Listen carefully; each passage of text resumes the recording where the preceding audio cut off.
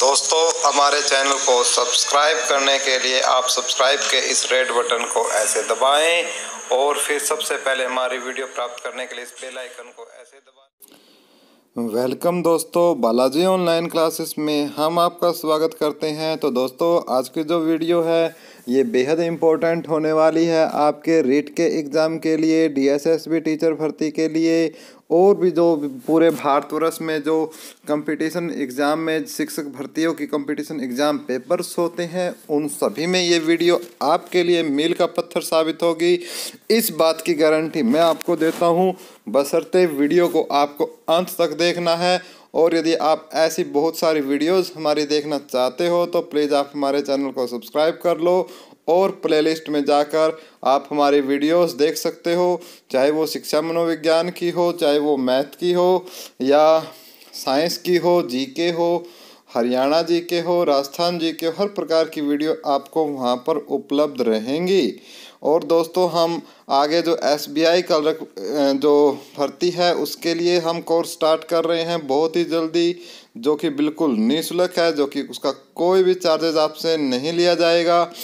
और साइंस की भी वीडियो हम स्टार्ट कर रहे हैं आने वाले टाइम में। तो प्लीज़ आप हमारे इस चैनल के साथ कनेक्ट हो जाइए और बेहतर अपना भविष्य बनाने के लिए।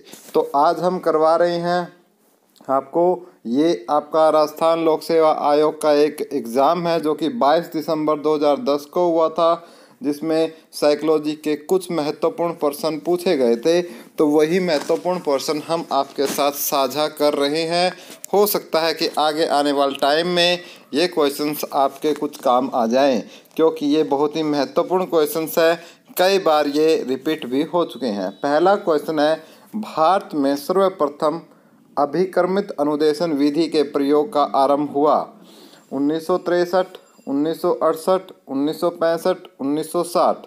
तो भारत में सबसे पहले अभिकर्मित अनुदेशन विधि का प्रयोग 1963 में शुरू हुआ। तो आपको अच्छे से इसको याद कर लेना है।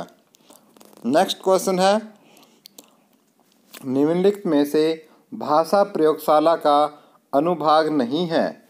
निम्नलिखित में से भाषा प्रयोगशाला का अनुभाग नहीं है। श्रवण कोष्ठ, परामर्शदाता का कोष्ठ, नियंत्रण कक्ष, दूरदर्शन प्रकोष्ठ। तो इसका आंसर है सी, नियंत्रण कक्ष। तो भाषा प्रयोगशाला का अनुभाग नहीं है नियंत्रण कक्ष, जबकि श्रवण कोष्ठ, परामर्शदाता का कोष्ठ, दूरदर्शन प्रकोष्ठ ये सभी भाषा प्रयोगशाला के अनुभाग हैं। नेक्स्ट क्वेश्चन है हमारा इसी कड़ी में क्वेश्चन नंबर 3, इसका हम आपके साथ डिस्कस कर रहे हैं कि आगमन विधि में छात्र अग्रसर होता है। आगमन विधि में विशिष्ट से सामान्य की ओर, सामान्य से विशिष्ट की ओर, सामान्य से सामान्य की ओर, विशिष्ट से विशिष्ट की ओर। क्योंकि ये क्वेश्चन काफ़ी बार आ चुका है तो ये बेहद इम्पोर्टेंट क्वेश्चन बन जाता है। दो क्वेश्चन हम यहाँ आज एक बार फिर से डिस्कस करेंगे। तो इसका आगमन जो विधि होती है वो होती है विशिष्ट से सामान्य की ओर। आगमन जो विधि होती है विशिष्ट से सामान्य की ओर होती है। विशिष्ट से सामान्य की ओर आपकी कौन सी विधि होती है? आगमन विधि होती है। और सामान्य से विशिष्ट की ओर आपकी कौन सी विधि होती है? निगमन विधि होती है। क्लियर? आपको समझ में आया? नहीं समझ में आया तो मैं एक बार फिर से बता देता हूँ कि आगमन विधि होती है विशिष्ट से सामान्य की ओर, विशिष्ट से सामान्य की ओर आगमन विधि, और सामान्य से विशिष्ट की ओर निगमन। आगमन विधि होती है विशिष्ट से सामान्य की ओर, निगमन विधि होती है सामान्य से विशिष्ट की ओर। अक्सर बच्चे इस क्वेश्चन को गलत करके आते हैं, इसलिए मैंने इसको जोर देकर इस क्वेश्चन को करवाया है, इन दोनों क्वेश्चंस को। और अक्सर क्वेश्चन हर कंपटीशन एग्जाम में, शिक्षक भर्ती में, साइकोलॉजी में ये क्वेश्चन पूछा भी जाता है। नेक्स्ट, दलीय शिक्षण पद्धति का प्रारंभ हुआ जर्मनी में, अमेरिका में, ब्रिटेन में, भारत में। तो जो दलीय शिक्षण पद्धति है उसका जो जन्म हुआ वो हुआ अमेरिका में। नेक्स्ट है हमारा क्वेश्चन नंबर 5 इसी कड़ी में, प्रत्यक्ष विधि में बालक अनुकरण द्वारा दूसरी भाषा सीखता है, व्याकरण के नियम पर बल दिया जाता है, चित्र एवं शैक्षणिक सहायता सामग्री का प्रयोग नहीं किया जाता, अनुवाद का सहारा लेता है। तो प्रत्यक्ष विधि में जो बच्चा है वो अनुकरण द्वारा दूसरी भाषा सीखता है। नेक्स्ट क्वेश्चन की तरफ चलते हैं हम। नेक्स्ट क्वेश्चन है हमारा क्वेश्चन नंबर 6। क्या है कि व्याकरण अनुवाद विधि में प्रथम भाषा का व्याकरण पहले पढ़ाया जाता है। प्रथम व द्वितीय दोनों भाषाओं का व्याकरण समान पढ़ाया जाता है। द्वितीय भाषा का व्याकरण पहले पढ़ाया जाता है। दोनों भाषाओं का व्याकरण व्यक्तिरेखी दृष्टि से पढ़ाया जाता है। तो व्याकरण अनुवाद विधि में द्वितीय भाषा का जो व्याकरण है वो पहले पढ़ाया जाता है।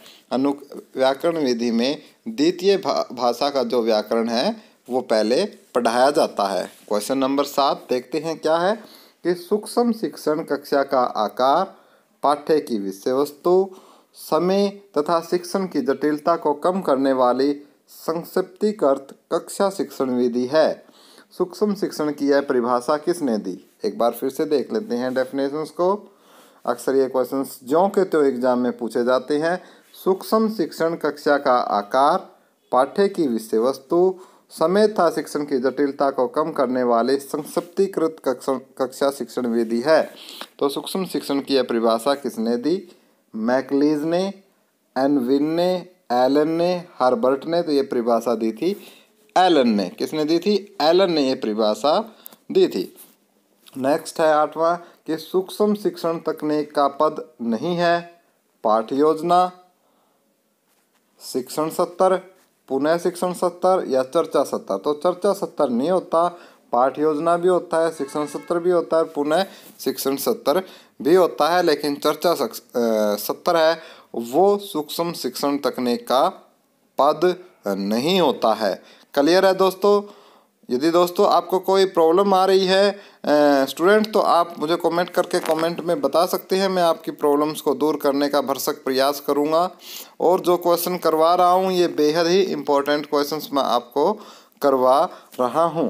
नेक्स्ट क्वेश्चन है हमारा 9th क्वेश्चन है कि पहले स्टेटमेंट देख लेते हैं कि पर्यवेक्षित अध्ययन से हमारा आशय अध्यापक द्वारा कक्षा अथवा विद्यार्थियों के समूह का उस में निरीक्षण करने से है जबकि वे अपने डेस्कों अथवा मेजों पर कार्य करने में संलग्न रहते हैं। पर्यवेक्षित अध्ययन विधि की यह परिभाषा किसने दी? पर्यवेक्षित अध्ययन विधि से हमारा आशय है अध्यापक द्वारा कक्षा अथवा विद्यार्थियों के समूह का उस समय निरीक्षण करने से है जबकि वे अपने डेस्कों अथवा मेजों पर कार्य करने में संलग्न रहते हैं। तो किसने दी ये परिभाषा? आपको 4 ऑप्शन दिए गए हैं। क्लार्क था स्टार, क्लोजमियर, बाइनिंग एवं माइनिंग, डेजी मार्विल ज्ञान। तो ये दी थी आपकी बाइनिंग ने ये परिभाषा दी थी। और बाइनिंग ने क्या बताया था कि जो पर्यवेक्षित विधि है वो है अध्यापक द्वारा कक्षा अथवा विद्यार्थियों के समूह का उसमें निरीक्षण करने से है जब वे डेस्कों अथवा मेजों के कार्य में संलग्न रहते हैं। ये परिभाषा बाइनिंग द्वारा दी गई थी। नेक्स्ट क्वेश्चन है क्वेश्चन नंबर 10। देखते हैं।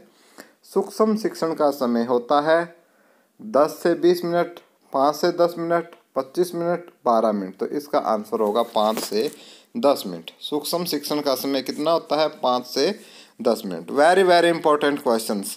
नेक्स्ट है, यह व्यक्तिगत अनुदेशन की एक विधि है जिसमें बालक क्रियाशील रहकर स्वयं की गति से सीखता है अथवा अपने उत्तरों की तत्काल जांच करता है। अभिकर्मित अनुदेशन की यह परिभाषा किसने दी? तो ये जो क्वेश्चंस है कुछ यहाँ पे हमारे मिस्टेक्स है, टाइपिंग में इसके ऑप्शन नहीं है, तो आप इसको डेफिनेशंस है आप देख लेना या हम इसको कमेंट बॉक्स में कमेंट, चलो इसको हम एज ए होमवर्क लेते हैं। फिर भी यदि आपसे नहीं होगा तो हम कमेंट बॉक्स में इसको कमेंट कराएंगे। ये कुछ टेक्निकल एरर की वजह से है। आपको इसमें आपको बताना है कि ये परिभाषा अभिकर्मित अनुदेशन की है और किसने दी, और ये परिभाषा क्या बताती है? यह व्यक्तिगत अनुदेशन की एक विधि है जिसमें बालक क्रियाशील रहकर स्वयं की गति से सीखता है तथा अपना उत्तरों की तत्काल जांच करता है। तो यह अभिकर्मित अनुदेशन की परिभाषा है। किसने दी है ये परिभाषा, आप हमें कमेंट बॉक्स में कमेंट कर कर बताओगे। तो नेक्स्ट क्वेश्चन है, इकाई विधि के सोपान हैं। शूस्टर मार्कल, इसमें कुछ मैं आपसे माफ़ी चाहता हूँ फ्रेंड्स, हमें टाइपिंग में कुछ एरर है। इन दोनों क्वेश्चनों को छोड़ के चलते हैं, इनको डिस्कस करेंगे हम नेक्स्ट वीडियो में, इनको डिस्कस करेंगे। नेक्स्ट क्वेश्चन पर आ जाते हैं हम, क्वेश्चन नंबर 12 पर। क्वेश्चन नंबर 12 में बताया गया है कि रेखीय अभिकर्मित अनुदेशन में पदों की प्रकृति के आधार पर कितने भागों में बांटा जा सकता है। रेखीय अभिकर्मित अनुदेशन में पदों की प्रकृति के आधार पर कितने भागों में बांटा जा सकता है।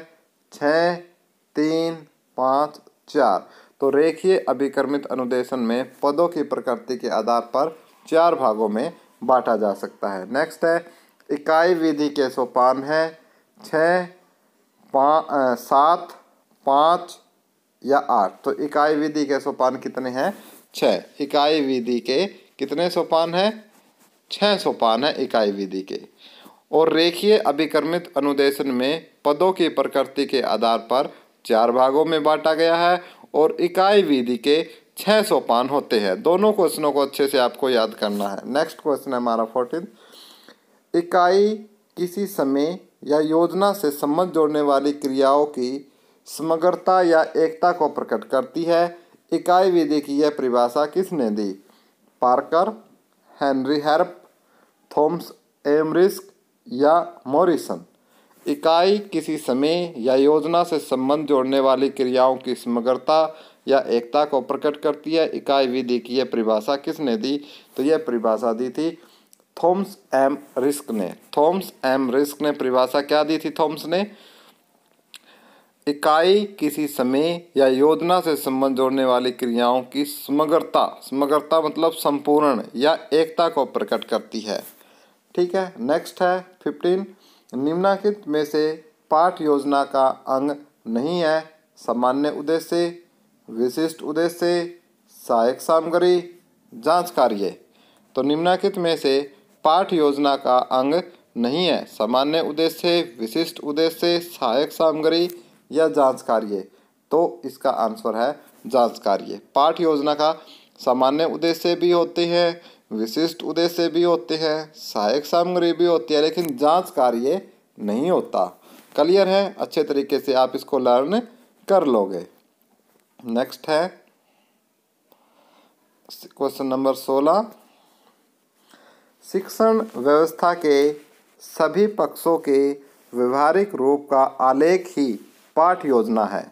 शिक्षण व्यवस्था के सभी पक्षों के व्यवहारिक रूप का आलेख ही पाठ योजना है।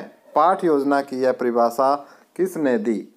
क्या बोला है कि शिक्षण व्यवस्था के सभी पक्षों के व्यवहारिक रूप का आलेख ही पाठ योजना है।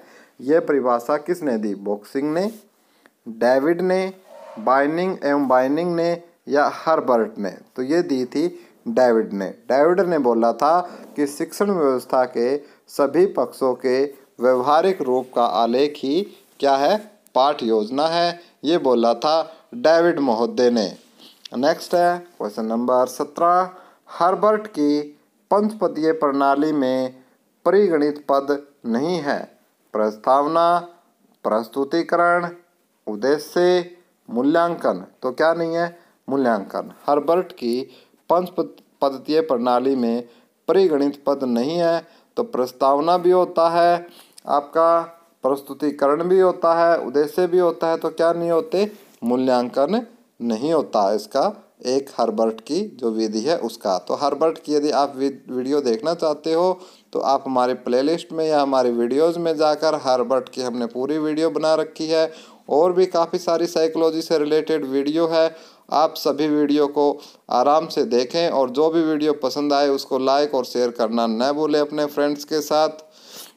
नेक्स्ट है क्वेश्चन नंबर 18। राष्ट्रीय शैक्षिक अनुसंधान एवं प्रशिक्षण संस्थान तथा उच्च शिक्षा संस्थान द्वारा पाठ योजना के नवीन उपागम प्रस्तुत किए गए। 1960 में, 1961 में, 1964 में, 1968 में। क्वेश्चन है कि राष्ट्रीय शैक्षिक अनुसंधान एवं प्रशिक्षण संस्थान तथा उच्च शिक्षा संस्थान द्वारा पाठ योजना के नवीन उपागम प्रस्तुत कब किए गए? तो 1968 में राष्ट्रीय शैक्षिक अनुसंधान एवं प्रशिक्षण संस्थान तथा उच्च शिक्षा संस्थान द्वारा पाठ योजना के नवीन उपागम प्रस्तुत किए गए 1968 में किए गए। क्लियर है दोस्तों? ये जो वीडियो है आप बालाजी ऑनलाइन क्लासेस के सौजन्य से देख रहे हो।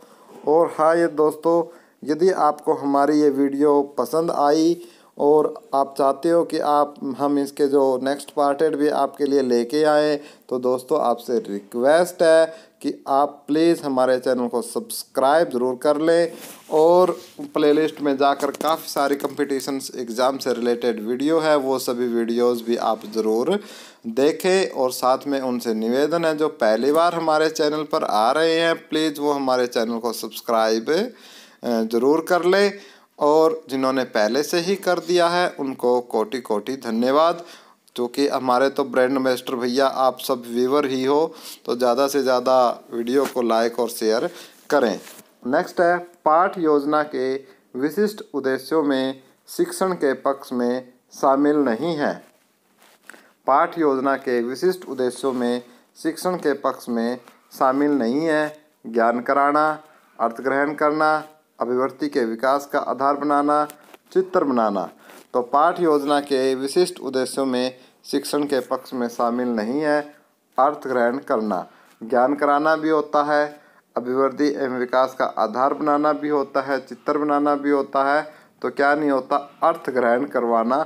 ये आपका पाठ योजना के विशिष्ट उद्देश्यों में शिक्षण के पक्ष में सम्मिलित नहीं होता।